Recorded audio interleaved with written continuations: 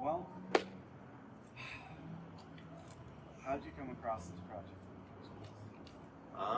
So basically, I've been working with this, Sierra Club, and just on my own with just learning about Central Arizona and the mining and the copper industry that's going on there. And while I understand that we need copper in every aspect of our life, I have a cell phone in my pocket just like all you guys. But there's mines that have existed for a long time, whether they be ones that are on the backside of Mount Lemmon that got shut down and never fulfilled their potential, or mines like Pinto Valley that have 30 plus years left in them.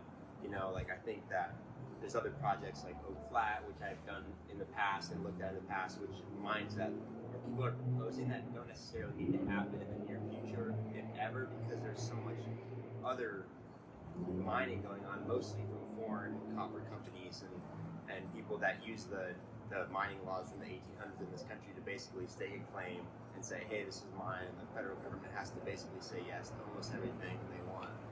Not completely, but that's kind of the world that we live in with mining nowadays. So basically all this film is asking people to do is say, hey, like, two of the biggest sources of water we have, and especially in Phoenix, where I used to live, was groundwater and the Colorado River. Both of those things are being heavily overused, and so we got to look at the rivers that we have.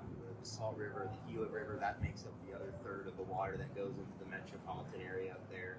All of that comes from little creeks from the mountains, just like water towers, And so every little stream matters, and if a company is taking up so much water that the stream completely dries up and all of the trees die and the wildlife disappears, and it's something that we should ask, why is that happening, and why can't they get water from elsewhere if they have these millions and millions of dollars of resources? I know mining is a fact of life, but we have ways of mitigating certain things, and the federal government has a water right to protect that very stream that they fought for 30 years. And those old guys that are retired now are just wondering why the people that are taking over aren't respecting any of that. So yeah, that's all I got to say. I mean, I understand that. I'm in Safford, and mining is a big thing here. And I'm not. You can probably see the lights show. Oh, I bet I can. So I recognize that. I just want people to recognize that there's a lot of aspects to that, and that every time one of these projects happen on public land, they have the opportunity to go and comment on it and try and make a difference, and to get people to make mitigation efforts at the very least if they are going to mine it. So yeah. Any questions? Was there like a personal trigger or factor for you specifically that made this interesting? So for me, it was I was working at Oak Flat, which was just down the road, doing those documentaries, and there was someone at the Sierra Club who had mentioned this to me before about Pinto Valley, and I'd actually, in the second to last film I did about Oak Flat, I did a little bit of a connection to Pinto Valley to show, hey, what could happen, what happened in the 90s, where there were contaminations at the creek and where tailings dams failed. And another thing that just this year, less than a year after, or maybe a little bit more than a year after they were approved again to start mining for another 20 years, they come out and say, the mine says, oh, well, actually, this isn't really as safe as we thought, like maybe we need to do some work, like that's concerning, if there is the possibility that stuff could go into Roosevelt Lake and contaminate Salt River water, like that's something that there shouldn't even be there shouldn't be any risk that will happen, considering that's such an important aquifer, or like a water resource for Phoenix and Central Arizona. So just, there's a lot of, for the future of Arizona, I think like mining's here, it's an extraction state, but for the people that live here, you gotta recognize that our water comes from the mountains too, Yeah, that's all I got.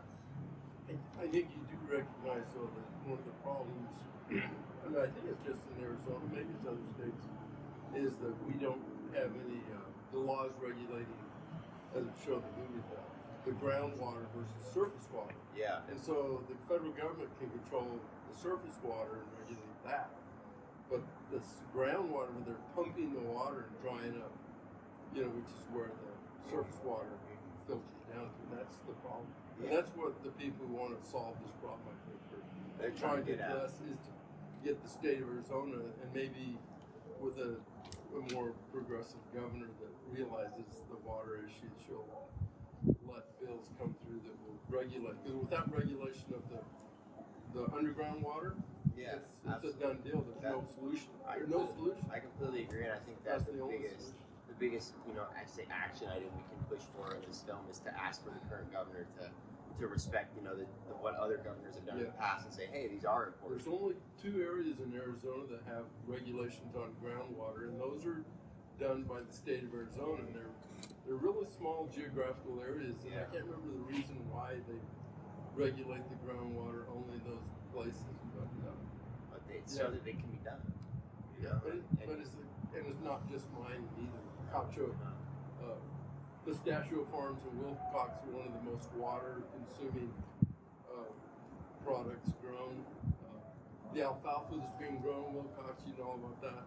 Sulphur City Valley, where the Arabs are buying up all the farms and pumping 2,000-foot wells and draining all the water down there just so they can ship alfalfa to the Arabian horses, and that's what they do. They export it to the Middle East.